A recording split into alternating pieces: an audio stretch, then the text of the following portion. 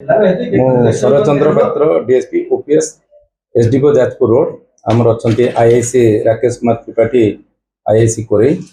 आमर गतकाली गोटे मोकदमा रुजु होता जहाँकि तार कंप्लेंट थिले आमर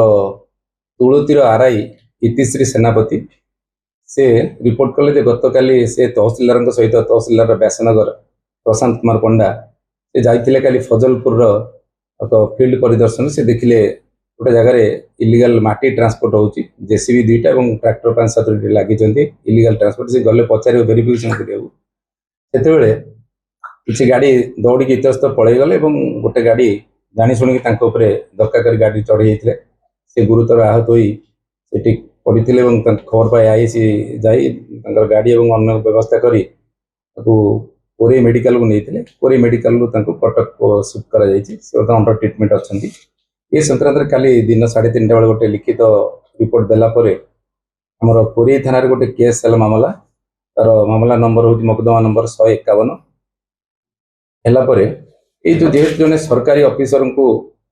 माने गाड़ी चढ़ी मारे उद्यम करा तेणु यहाँ अति गुरुतर सहित नहीं जाता आमर एसपी जाजपुर सार निर्देशक में 2टी स्पेशल टीम करा जायतिला एवं रातिक भितर 10 घंटा भितर आमर आईआईसी कोरेई एवं तांकर टीम आमर कलिंगनगर जाजपुर व्यासनगर एवं केउंझर 10 जन को गिरफ्त करिसेंती एवं एथिरे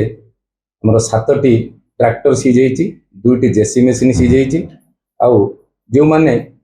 गाड़ी जी थी जड़े मालिक जी थे जड़े ड्राइवर कम मालिक और से जमीर ओनर से गिरफ 10 जन को गिरफ्त करा समस्त 10 जन को आज कोर्ट चालान करा समस्त गाड़ी जो जबत होती बाहर रखा पुलिस हेफाजत अच्छी एवं आमर अन्य जो आईनगत कार्यक्रम कोर्ट चालान करा।